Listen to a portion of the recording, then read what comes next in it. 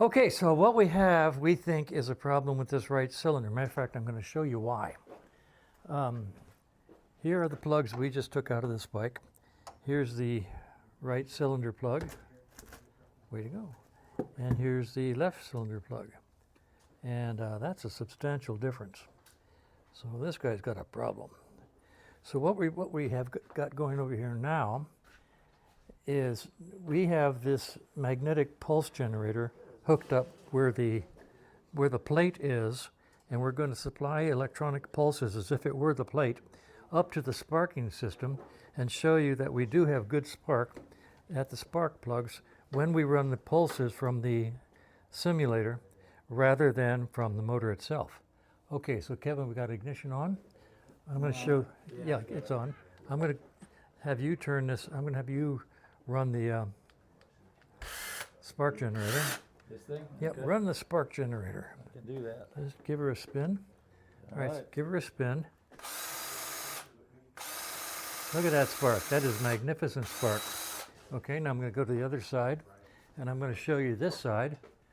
And, okay, go ahead and give her, look at that spark. That's magnificent. That tells me that the black box is working properly. The question is the rotor magnetic pickup working? So what we're going to do is we're going to take this mag sensor out, take the plate off, take the rotor out, and I happen to have about, I don't even know how many of these things. I have 2, 4, 6 rotors and 3 plate assemblies, not to mention a whole nother set here. Over the years, 20 years worth of changing them out. And so we're going to pick a nice plate assembly and a nice rotor assembly and reinstall it over there and see if we get the bike to run any better. And that's where we are. Okay, Kevin's going to pull this plate out, and then he's going to pull the rotor out, and we'll show you our technique for getting the rotor out, because every other technique I've ever read about doesn't work as well. All right, so there goes the mag pickup. It could also be the connectors on there. They're pretty lousy. Okay, I mean, these are horrible connectors. These little aftermarket piece of poop, and they're bad. They're ugly. So we'll change those out too.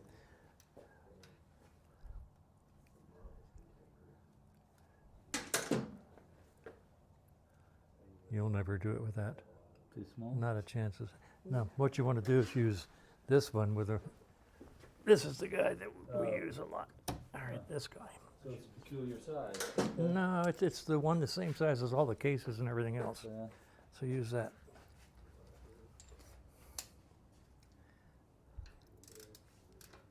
There you go. Pull it out. Yep. Now we have to get the rotor off the shaft, and it's a taper fit, and they are always really tight. So some people use the pusher bolt to pop them off. Yeah. See, that's what I had to do with the bike I'm working at. You have to shim it. That shouldn't be right. I mean, that's not right. Well, So what is? Okay, now what we do now is we put this drift in place like this, and we give it a tap down. And there, right there, it comes right out. Easy peasy. All right. So we're going to install the new rotor and the new mag pickup and see if we get any better results. Okay, now we are set up over here on the right cylinder. Kevin, give her about 12 rotations or so, and let's see what we got.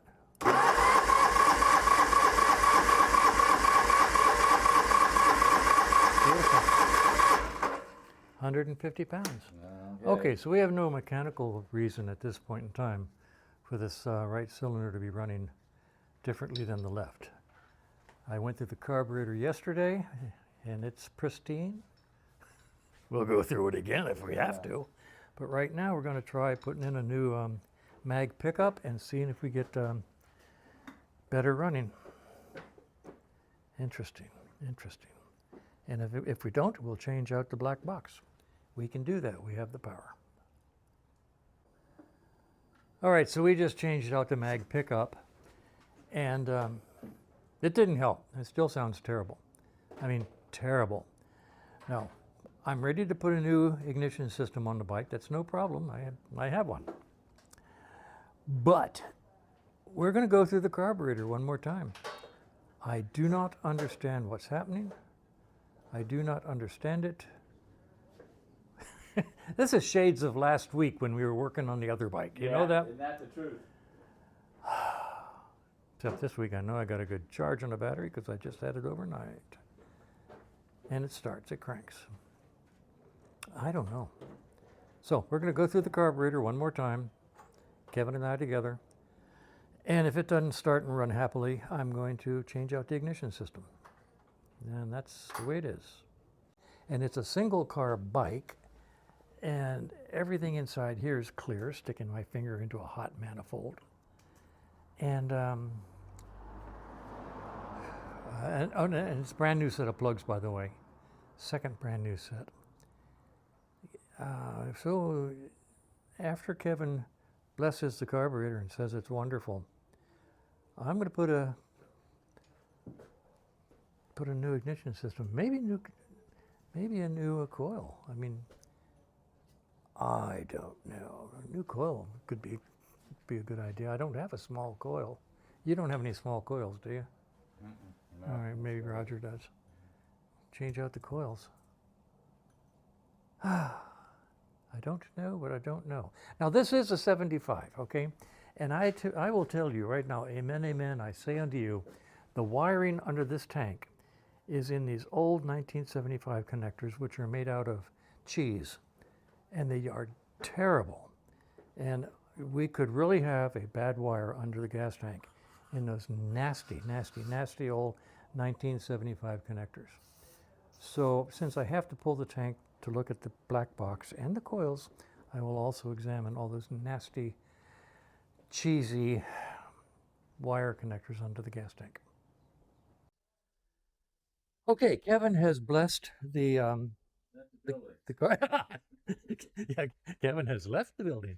Kevin has blessed the carburetor, and we both agree that after the sixth time you go through it, you're probably practicing insanity. So we're going to say that there's no problem with the carburetor. It's the exact same carb that I have on my bike with the exact same jetting. And I don't see how it can affect one carburetor, one cylinder. So he's got to go. He's got things to do that, real live, honest to God people do. My boss, the one I'm married to. Says you will not spend the whole Sunday down there. That's exactly right. No, we got things to do. All right, later. See you, man. I'll stay here because I got no life. All right, so I'm going to put this back on. I'm going to lift the tank off, and I'm going to start looking under the tank for 1975 wiring. And while I get the tank off, I'm going to put a new ignition system on it. I've got enough Boyer parts to put in a whole new system. If I had the vape systems in that I ordered last week, I'd probably go ahead and put a vape on it. So I'll put a new Boyer box on it, check out all the wiring, and give her a shot, see what happens. Something's weird. Something is really weird. And by the way, if you're saying, it's one of the coils, Frank, the left coil's bad. That could be, but also keep in mind, these are brand new coils. Yea, verily, one of them could have failed. So what's the old saying? Always suspect the most, that which you worked on last. And those coils were right in that last category. All right, here we go. Okay, so I got the tank off and carefully over there on the wall. And these are the new coils that I just put in. I don't like these clamps because they were too tight, so I spaced them out. Brand new 6-volt coils. Anyway, the wiring is exquisite, as you can tell. Everything's tight, no problems. These are the 1975 connectors I was telling you about. You can see that they're just falling apart. Look at that. This one has been nigh-tied together, always a good thing. They're horrible. And you know, it's just a mess. This one's all, look at that. So I'm not sure what I'm going to do. What I like to do is I take all these off and put individual connectors on the wires. That's a lot of work. So what I'm going to do is I'm going to pull the coils off and test them individually. And then I'm going to pull the black box off and replace it and see if the bike runs any better. If it doesn't, then I will come up in here and I will replace every freaking connector. Okay, so I bench tested the coils. The bench test okay. Like I say, the wiring was a mess. I did make one change. I took the ground wire for the ignition system and I put a ground lug right there, rather than picking up the ground wire that I had up here that's hanging loose in this wire bundle. I just decided to go straight to ground and avoid the wires. Anyway, I'm not going to do anything with anything up here. I got the coils back installed. I'm not going to change out the black box at this time. I changed to ground. Yabba dabba dabba. I'm going to put the tank back on it and fire it up and see what happens. If I don't get any joy out of all of this, I will come back and change out the black box. We'll see. Okay, so let's see if the bike sounds any better. Now, I never got the timing exactly right. We were within a hair's breadth. So let's see what it sounds like, and if it sounds better, I'll invite Kevin back down so we can do the timing another time, one more time final. But right now, let's see if I've got at least 2 cylinders running evenly. I don't know. I'll check for spark tomorrow. I can check for spark right now, real quick. Let's just see if we have spark. Maybe I messed something up.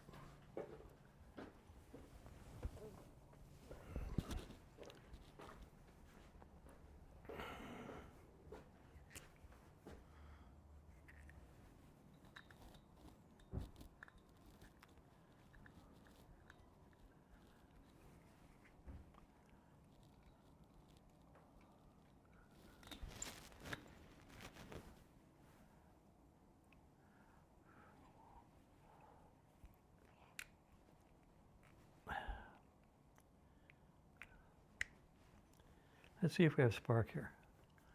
I'll even zoom in on it for you.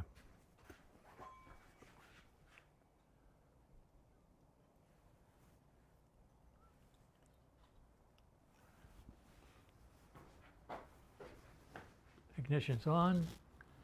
Kill is in the center.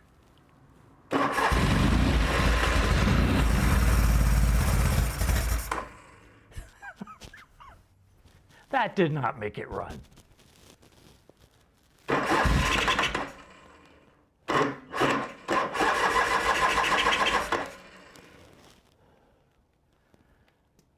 Oh, let's turn on gas again. Turn on the gas again. Scooby-Dooby-Doo. Yeah, the float bowl was empty because we'd had the carburetor apart. So let's see if the float bowl has filled. Ah, sigh.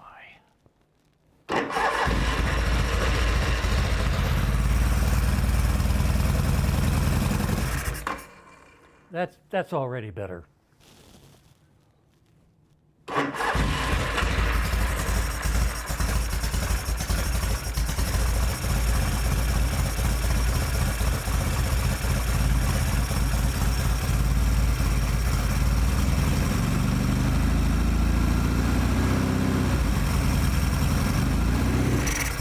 Yeah. Okay, so now it's timing. Done for the day. I'm done for the day.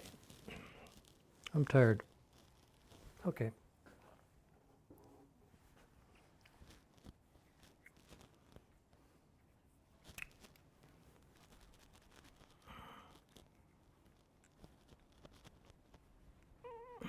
Come on.